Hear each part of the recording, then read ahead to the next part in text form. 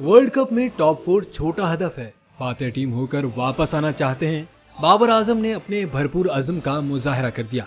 लाहौर में press conference करते हुए कप्तान बाबर आजम का कहना था कि एशिया कप में खराब कारकर्दगी से हमने सबक सीखा है। टीम का मोराल बुलंद है।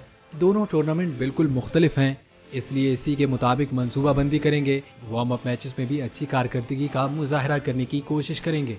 भारत से मुतालिक उनका कहना था कि हिंदुस्तान की सरजमीन पर पहली बार मैच खेलने का तजुर्बा होगा। टीम के कई प्लेयर्स को वहां का तजुर्बा नहीं, लेकिन हमने सुना है कि हालात इसी तरह के हैं जैसे वो दूसरे एशियाई ममालिक में खेलते हैं। उन्होंने मजीद कहा कि रिवायती हरीफ भारत के खिलाफ मैच का कोई दबाव नहीं ले रहे, तमाम मैचेस में जीतने की कोशिश करेंगे।